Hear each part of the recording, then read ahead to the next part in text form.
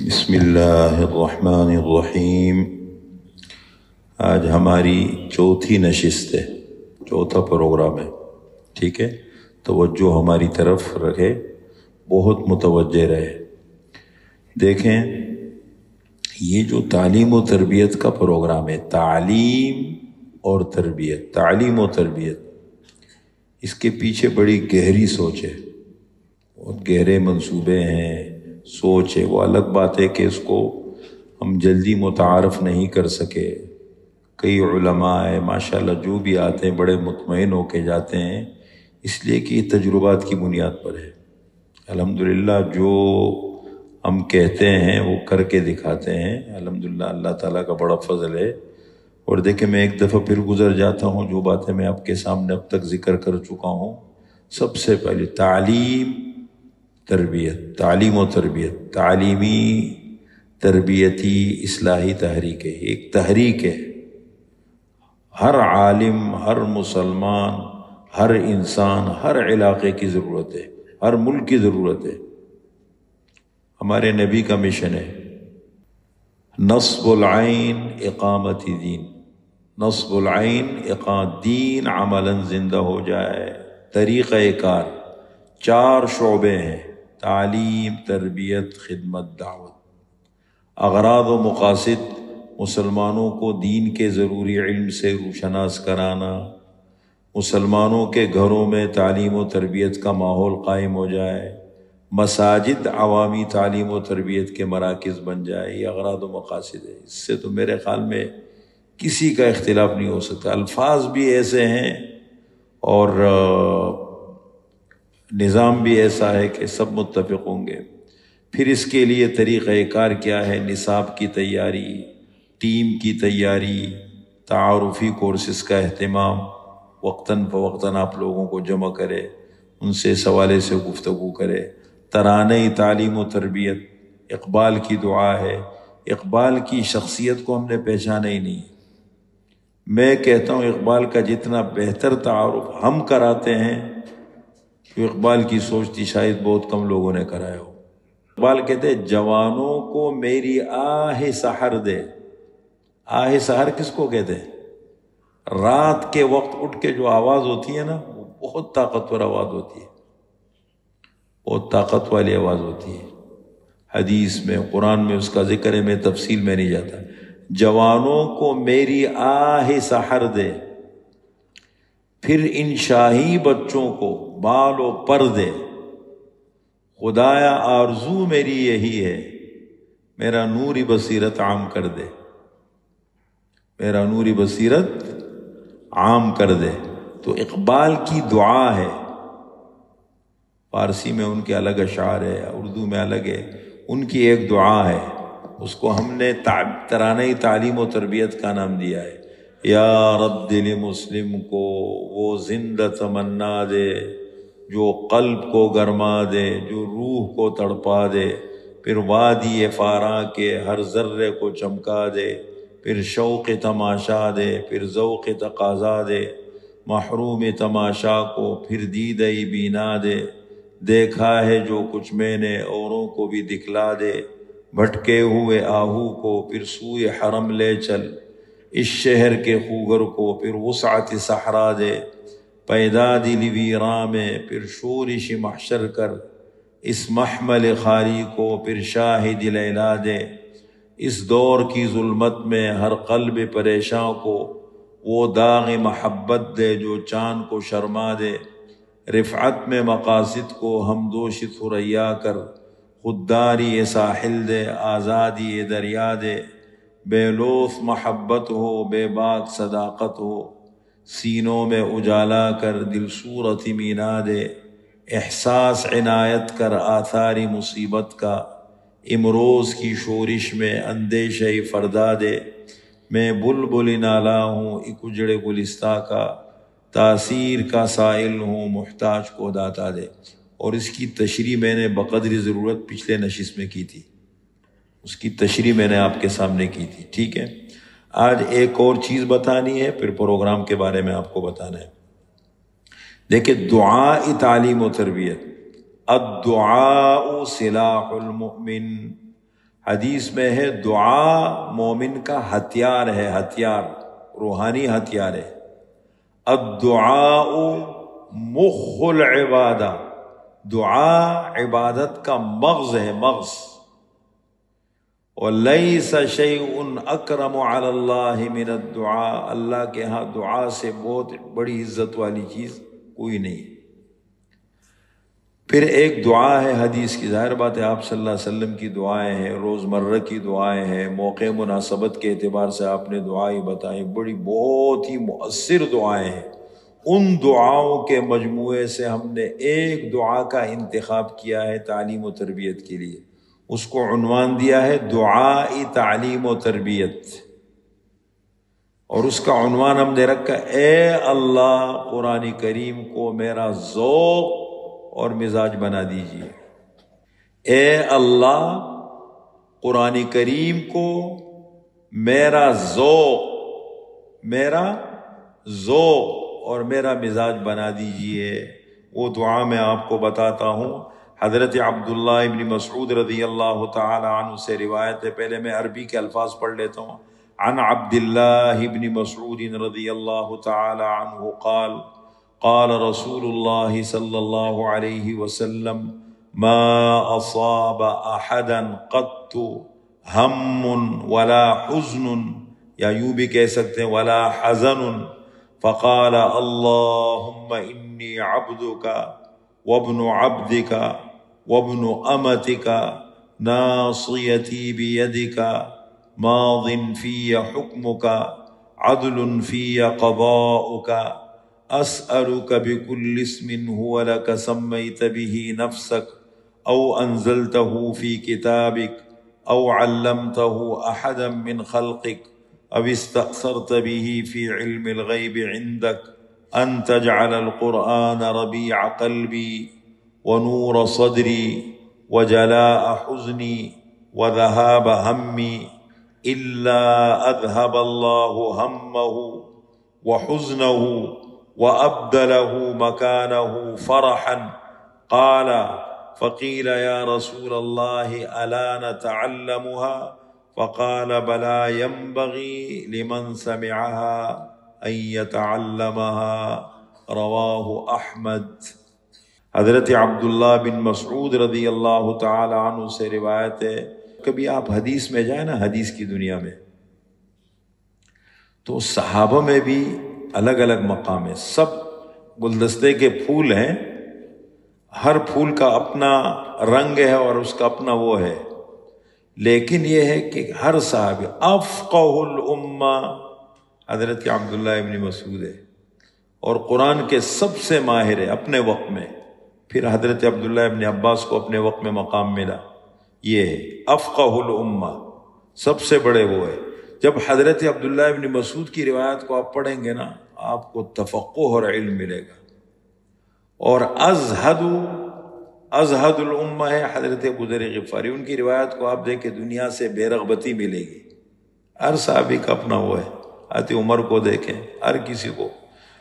تو فرمایا کہ یہ حضرت عبداللہ ابن مسعود فرماتے کہ حضور صلی اللہ علیہ وسلم نے فرمایا جس شخص کو کوئی تکلیف لاحق ہو، پریشانی یا تکلیف لاحق ہو، اور ان کلمات کے ساتھ اللہ سے دعا مانگے، کوئی پریشانی آ گئی، کوئی تکلیف آ گئی کسی کو، اور یہ دعا مانگی اللہم انی عبدک وابن عبدک وابن امتک ناصیتی بیدک ماض فی حکمک عدل فی قضاؤک اسألک بکل اسم هو لک سمیت به نفسک او انزلته فی کتابک او علمته احدا من خلقک او استأثرت به فی علم الغیب عندک ان تجعل القرآن ربیع قلبی ونور صدری وجلاء حزنی وذہاب ہمی۔ کیا دعا ہے؟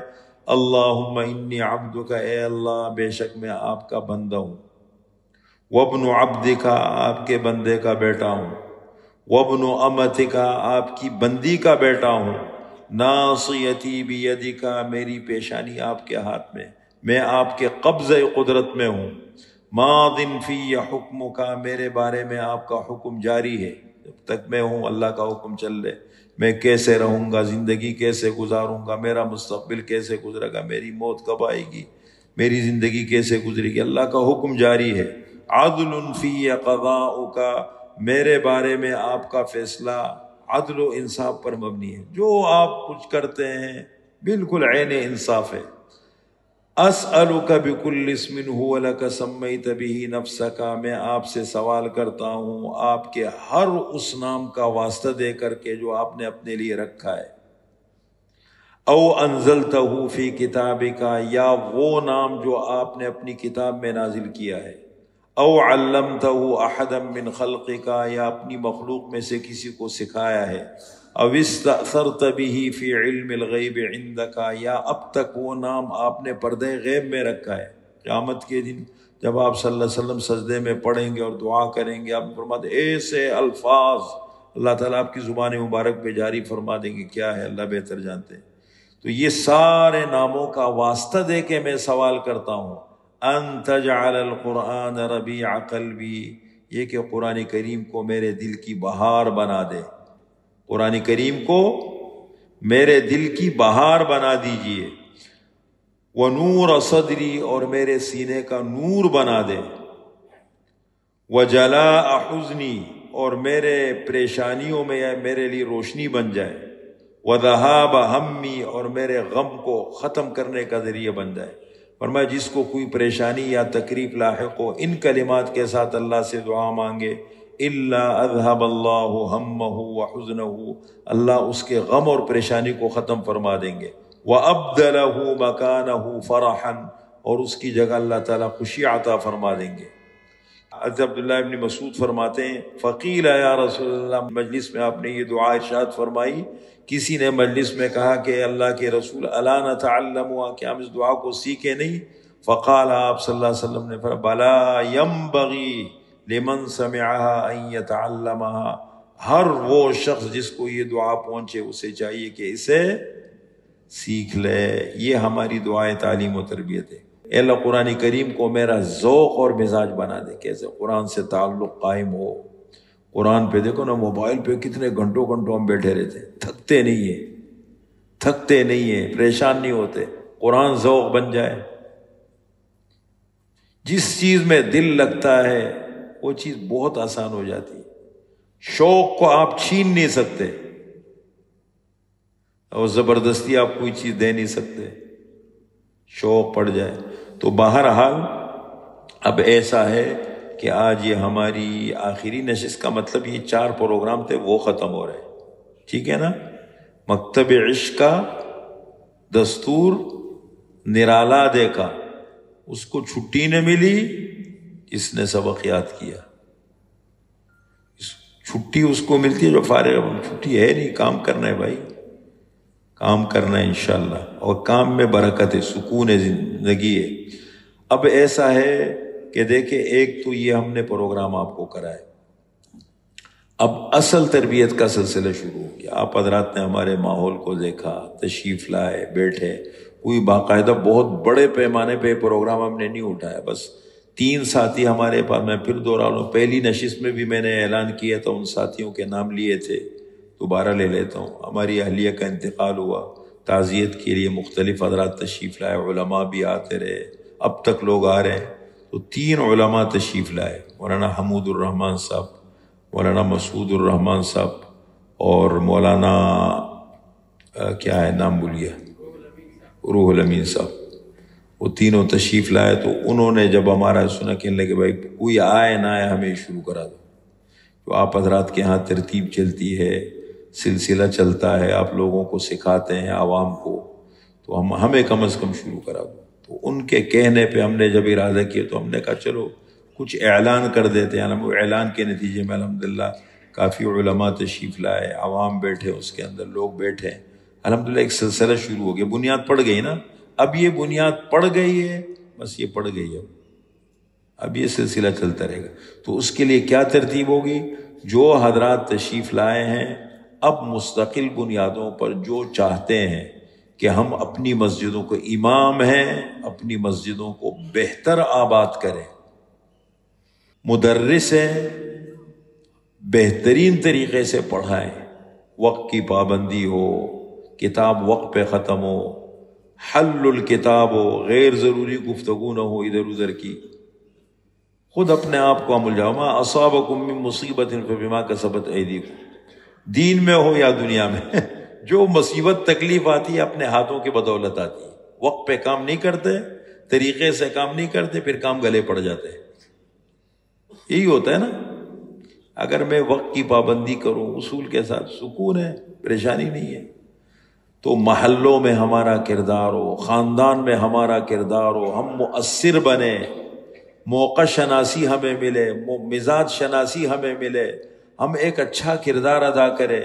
تو اس کے لیے اب اصل آغاز اب ہوگا. اب جو ساتھی آ کے نام لکھوائیں گے، ایک آئے دو آئے، ہم بیٹھ کے اپنا دل سے ان کو پورا پروگرام سمجھائیں گے، اور پھر وہ کام کرے گا، مستقل بنیادوں پہ ہم سے رابطے میں آئے گا اور اپنی کارگزاری سنائے گا، ہم ان کو سمجھاتے رہیں گے. اچھا، اس پروگرام کے نتیجے میں شہر سے باہر کئی ساتھی ہیں جو رابطے میں ہیں، کہتے ہیں آپ کا پروگرام باقاعدہ ہم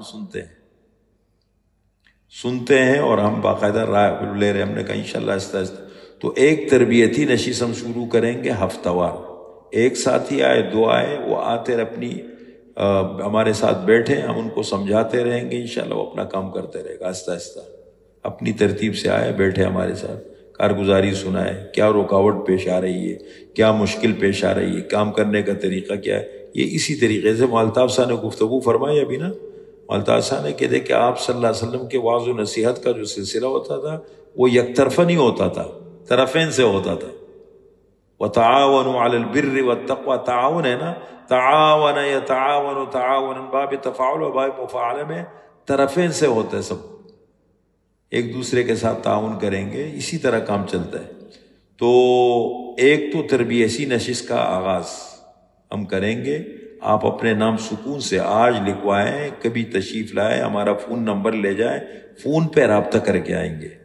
آپ فون کریں گے، اور اگر میں فون نہ اٹھاؤں، آج کل واٹس اپ کا زمانہ ہے، واٹس اپ پہ اپنا پیغام دے دیں کہ ہم 4 پروگراموں میں آئے تھے. اور ضروری نہیں ہے جو نہیں آئے تھے، آپ کے توسط سے کوئی رابطہ کرنا چاہتا ہے، کوئی ہے میں اپنے علاقے میں، محلے میں، علاقے میں کام کرنا چاہتا ہوں، مسجد کو آباد کرنا چاہتا ہوں، رابطہ کر کے. فون ہم نہ اٹھائیں تو واٹس ایپ پہ پیغام دے دیں، ہم سن لیں گے، ہم رابطہ کر لیں گے. رابطہ کرنے کے بعد ٹائم طے کر لیں گے، وہ آ جائے گا ہمارے پاس. ویسے کوشش کریں گے کہ ہم کوئی ایسا مناسب، یہ ٹائم مناسب نہیں ہے، جو ائمہ ہے، نمازوں کے اوقات ہے، آج کل ٹریفک کا بڑا مسئلہ ہے، جگہ دور ہوتی ہے، تھوڑی تکلیف ہوتی ہے، لیکن ہم ٹائم رکھیں گے سکون سے. یہ تو آغاز ہے نا، نقطۂ آغاز ہے. بہتری لانے کی 10 صورتیں، خوب سے خوب تر کی طرف جائیں گے، وقت کا بہتر انتخاب کریں گے، سہولت والے راستے تاکہ آسانی سے کام ہو. یہ تو کام شروع ہونے کا یہ مطلب نہیں ہے، جیسے جیسے آگے بڑھیں گے انشاءاللہ بہتری آتی جائے گی اس کے اندر. تو ایک تو تربیتی نشست کا آغاز اب ہوگا. اصل تربیت یہ تعارف ہے. یہ کیا تھا؟ یہ جو 4 پروگرام ہوئے یہ تعارف تھا. تعارف، ہم نے آپ کے سامنے ایک تعارف رکھا. اب اصل تربیت شروع ہوگی. ہم آپ کو بتائیں گے، آپ کام کریں گے، پھر ہمارا آپس میں مذاکرہ ہوگا، کارگزاری سنائیں گے، ہم سمجھیں انشاءاللہ بڑھتے رہیں گے، انشاءاللہ آگے چلتے رہیں گے. تو ایک تو تربیتی نشست نوٹ کر لے کاپی میں، تربیتی نشست یہ شروع ہوگی انشاءاللہ. ایک ساتھی آئے، 2 جتنے بھی آئے انشاءاللہ کام کریں گے. لکھ لیا اس کو. نمبر 2، ایک ہم ماہانہ پروگرام رکھیں گے، اجتماع، اس میں علماء کو دعوت دیں گے بڑے پیمانے پہ. مہینے میں ایک پروگرام ہمارا ہوگا. آپ سب حضرات کے فارم ہمارے پاس آئیں گے، آ گئے، ہم اس میں سے سارے نمبر نوٹ کر لیں، آپ سے رابطے میں آ جائیں گے انشاءاللہ. تو ایک ماہانہ مجلس ہوگی ہماری، مہینے میں ایک دن ہماری مجلس ہوگی، 2 گھنٹے کی رکھیں گے، مناسب ٹائم رکھیں گے، رات کا ٹائم نہیں، کوئی اچھا ٹائم، مناسب ٹائم. مہینے میں ایک بار ماہانہ مجلس، اس کو نوٹ کر لے، ماہانہ پروگرام. تیسری چیز، رابطہ نظام بنائیں گے. ایسا سسٹم ہم لا رہے، ہمارے ساتھی سوچ رہے کہ بس ایک ہی وہ ہو، آپ کے کو پیغام مل جائے انشاءاللہ، آپ اپنا اس کو سمجھے روکو. تو یہ چیزیں انشاءاللہ ہم شروع کریں گے. سمجھ رہے آپ؟ تربیتی نشست آپ نے اس کو محفوظ کر لیا، تربیتی نشست کا آغاز ہوگا۔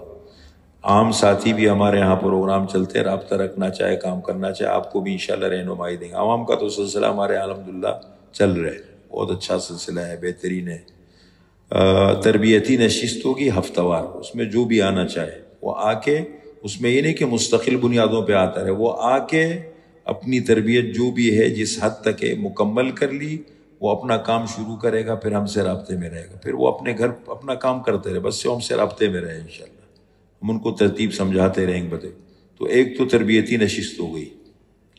نمبر 2 ماہانہ مجلس، تو کوئی مشکل بھی نہیں ہمارے لیے، جب شہر میں رہتے ہیں الحمدللہ اچھا ہے، تھوڑی سی سیر و تفریح بھی ہو جاتی ہے، آ جاتے ہیں، بیٹھ جاتے ہیں اپنی، وہ 2 گھنٹے کا اس لیے رکھیں گے کہ ساتھی کھڑے ہو کے اپنی کارگزاری بھی سنائیں گے تاکہ دوسرے ساتھیوں کو فائدہ ہو۔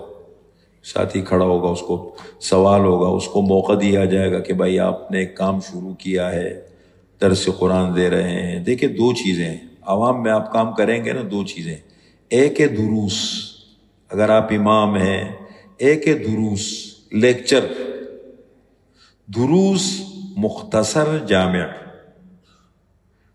فجر کے بعد درس دے رہے، ظہر کے بعد دے رہے، عصر مغرب عشاء کے بعد یا کوئی اور ٹائم، ایک ہے درس بیان، اس کے لیے اصول یہ ہے مختصر جامع، مختصر جامع، خیر الکلام ما قل و دل، سب سے بہترین گفتگو وہ ہے جو مختصر ہو، مقصد کو پورا کرے، غیر ضروری کو جتنی تیاری کریں گے، محنت کریں گے، خود بخود ذہن کھلتا جائے گا۔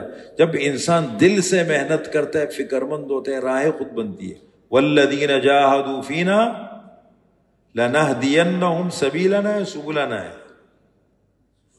سبلنا کیوں کہا؟ جو محنت کریں گے ہم راہیں کھول دیں گے، ہم راہ نہیں کھولیں گے، سبلنا کہا، ہم اس پر راہیں کھول دیں گے۔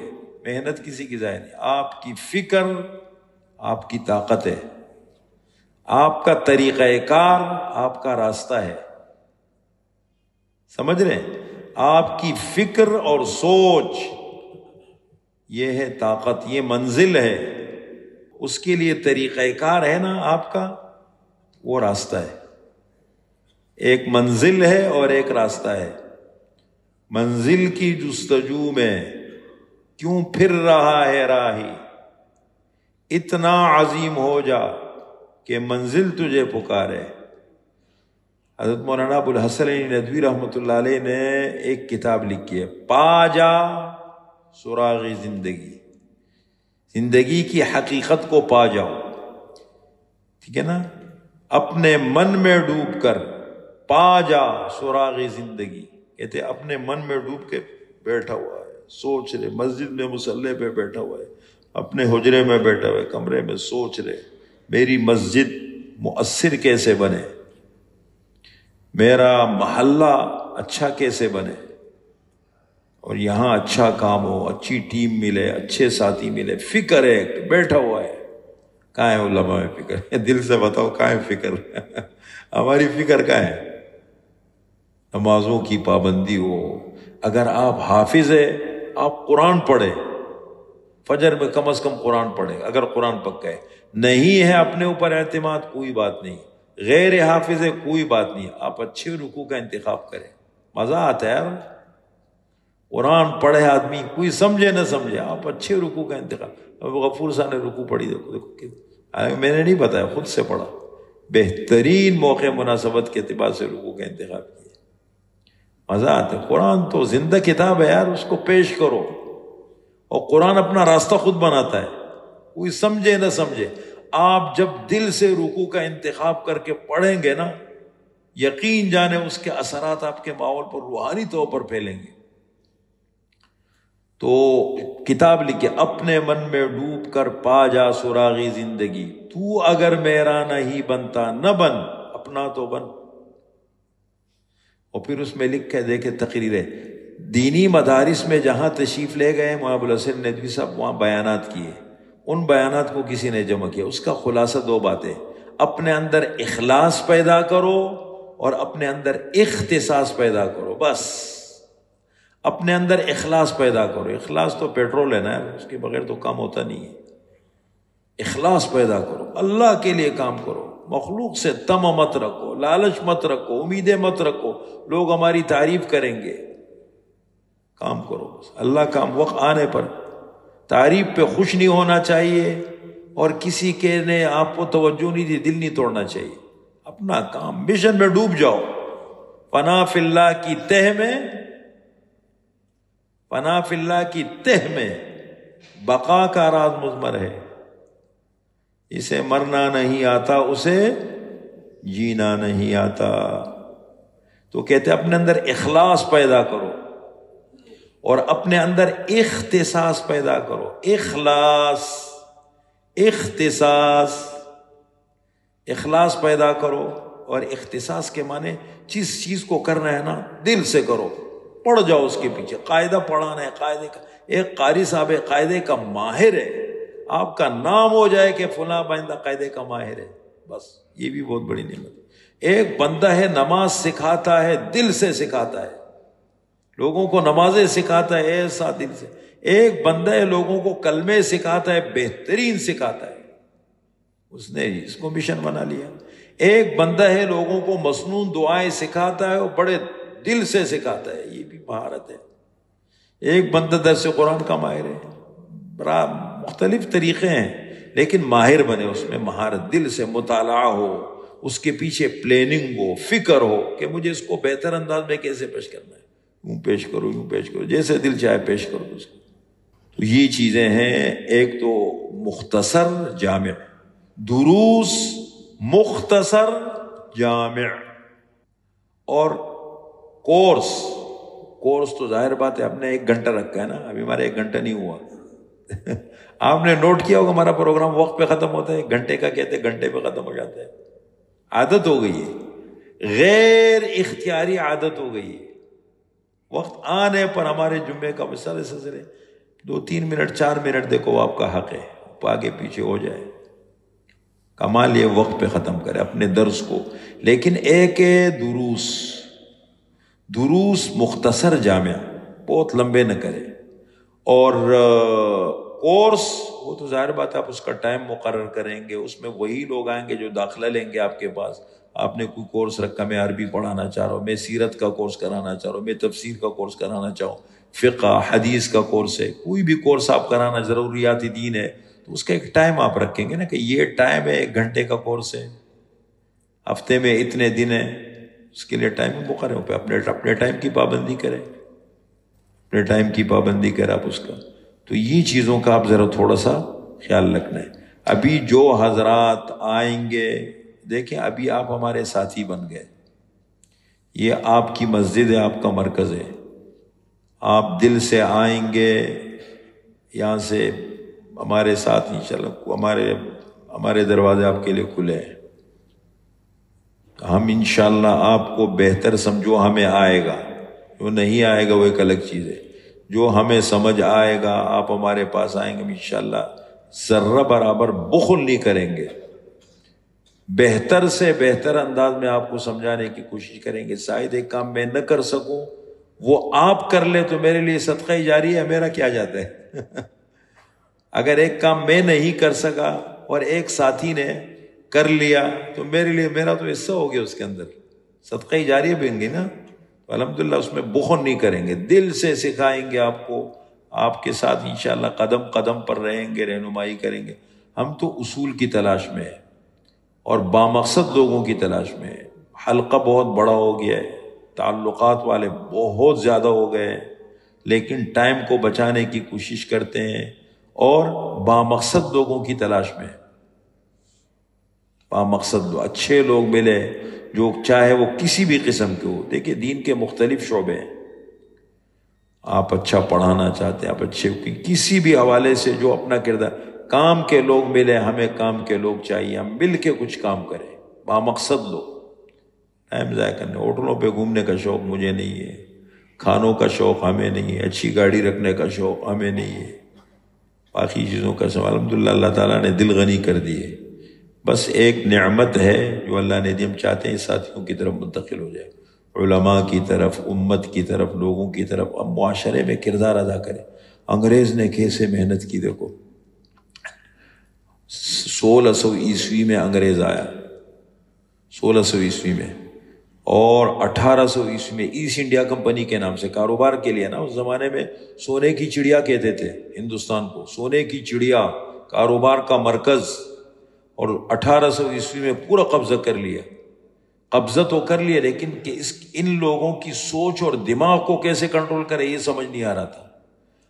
1830 میں لارڈ میکالے پارلیمنٹ کا رکن بنا برطانیہ میں، لارڈ میکالے بنا، اتنا ذہین آدمی تھا، اس کو ہندوستان بھیجا کہ جاؤ ہندوستان کا دورہ کرو، ہمیں بتاؤ اس قوم کے دماغ کو کیسے ہم کنٹرول کریں، کی سوچ کو کیسے بدلے۔ 1830 میں وہ آیا، 3 سال اس نے پورے بر صغیر کا دورہ کیا، 3 سال دورہ، گھوم رہا ہے، ایک علاقے میں جا کے رہتا ہے، دوسرے علاقے میں لوگوں کو دیکھ رہے، سن رہے، بول رہے رہتا ہے۔ 3 سال تک اس نے اپنا پورا دورہ کیا، اور پھر 2 سال 1833 سے 1802 سال میں وہ رپورٹ بناتا رہا، اپنی رپورٹ تیار کرتا، منصوبے پلاننگ دیکھو، رپورٹ بناتا رہا، اور 1835 میں اس نے کہا نظام تعلیم کو بدلو، نظام تعلیم کو بدلو، سوچ کو بدلنا ہے، تعلیم کو بدلو۔ 1838 میں چلا گیا، 1848 میں اس نے تاریخ انگلستان لکھی، 1855 میں ایک کمیشن آیا، برطانیہ سے ایک کمیشن آیا اس رپورٹ کے نتیجے میں، جس کے 2 مقاصد تھے۔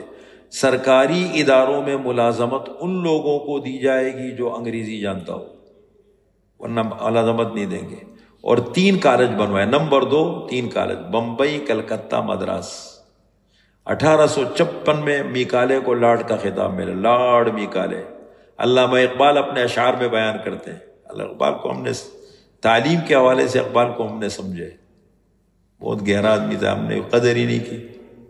اقبال کہتے ہیں ایک لردی فرنگی نے کہا اپنے پسر سے، ڈائری میں ہے، منظر وہ طلب کر کہ تیری آنکھ نہ ہو سیر، بیچارے کے حق میں ہے یہی سب سے بڑا ظلم، برے پہ اگر فاش کرے قاعدہ شعر، سینے میں رہے راضی ملوکانہ تو بہتر، کرتے نہیں محکوم کو تیغوں سے کبھی زیر، تعلیم کے تیزاب میں ڈال اس کی خودی کو، ہو جائے ملائم تو جدھر چاہے اسے پھیر، تاثیر میں اکسیر سے بڑھ کر ہے تیزاب، سونے کا ہمالا ہو تو مٹی کا بنے ڈھیر۔